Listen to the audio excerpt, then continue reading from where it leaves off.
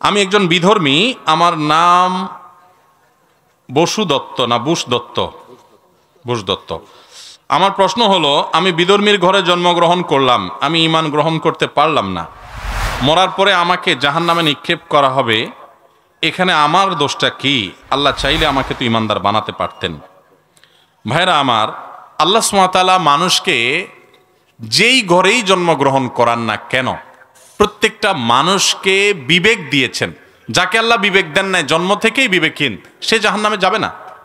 কিন্তু আল্লাহ তাআলা যদি কাউকে বিবেক দিয়ে থাকেন, তাহলে সে বিবেক খরচ করবে যে সে সঠিক ধর্মের উপর আছে না নাই।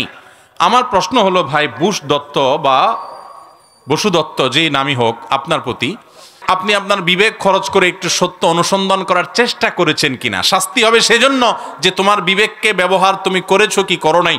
তুমি চেষ্টা করে তোমার বিবেক বুদ্ধিকে যদি খরচ করে সত্যকে অনুসন্ধান করবার সত্যিকারের চেষ্টা যদি তুমি করো, আল্লাহ বলেছেন ওয়াল্লাযীনা জাহাদু ফীনা, যারা আমার পথে আসার জন্য চেষ্টা করে সত্যিকারের চেষ্টা, লানাহদিয়ান্নাহুম সুবুলানা, নির্ঘাত অবশ্যই অবশ্যই আল্লাহ বলছেন আমি তাদেরকে আমার দিকে আসার একটা রাস্তা দেখাবো না, সাবিলের বহু বচন সুবুল।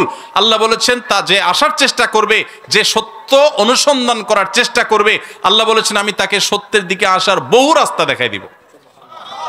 অতএব আমি বলবো যে কোনো মায়ের ঘরে, কোনো বাবার ঘরে জন্মগ্রহণ করেছেন দেখে আপনি সেই জায়গায় দাঁড়িয়ে থাকবেন, এটা তো বুদ্ধিমানের কাজ নয়। আমি একটা উপমা দিতে চাই। আমরা অনেকে কৃষকের ছেলে, আছি না?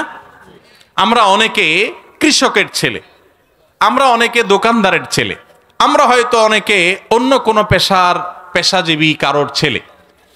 আমার বাবা মা তিনি কৃষক থাকুন, রিক্সা চালক হন, দিনমজুর হন, তিনি বড় কোনো ব্যবসা করেন, ছোট ব্যবসা করেন, যেটাই করেন, কোনো কাজ ছোট না, কোনো কাজ খারাপ না, হালাল কি হারাম সেটা দেখার বিষয়। প্রশ্ন হলো, আপনার বাপ কৃষি কাজ করেন, আপনিও হয়তো কৃষি কাজ করেন, ব্যাপারটা সেরকম না। অনেকে আছেন বাবা কৃষক ছিলেন, উনি পড়ালেখা করে ডাক্তার হয়েছেন, ইঞ্জিনিয়ার হয়েছেন, বিদেশ গিয়েছেন, ব্যবসা বাণিজ্য করেছেন, এরকম ভুরি ভুরি আমাদের সমাজে আছে না নাই? এখন এই ছেলে তো এটা বলে নাই যে আমার বাবা তো কৃষক ছিলেন, আমিও কৃষকই থাকব। তিনি নিজের সাধ্যের সবটুকুন চেষ্টা করে ভালো অবস্থান নেওয়ার চেষ্টা করেছেন।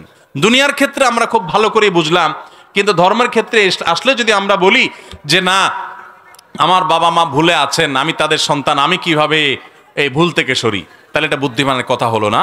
আল্লাহ তাআলা আপনাকে বিবেক দিয়েছেন, সেই বিবেক খরচ করবেন, স্টাডি করবেন, পড়াশোনা করবেন। এমনকি মুসলিম হয়েও আমরা যারা জন্মগ্রহণ করেছি, আমাদেরও ইসলাম আমি সঠিকভাবে চর্চা করছি কিনা, আমার বাপদাদার যেটা করে আসছে সবগুলোই সঠিক কিনা, না কোনোটা ভুল আছে, আমাদের সে বিবেক খরচ করা উচিত, সে স্টাডি করা উচিত, সে জ্ঞান খরচ করা উচিত। আল্লাহ তাআলা আমাদের সকলকে হেদায়েত দান করুন। আমরা যদি আল্লাহর কাছে নিজেকে সমর্পণ করি, যে বলি যে আল্লাহ তুমি আমাকে সত্যের পথ দেখাও, আল্লাহ পথ দেখাবেন, আমি চেষ্টা যদি করি। আল্লাহ তাআলা আমাদের এই ভাইকে আমরা দোয়া করি, এই বুশ দত্ত ভাই এবং আরো যারা আছে, আমরা আল্লাহ তাআলা আমাদের সবাইকে, প্রত্যেকটা মানুষকে আল্লাহ তাআলা সঠিক পথের দিশা যেন পাই, পরিচালিত যেন হই, সেই তৌফিক দান করুন।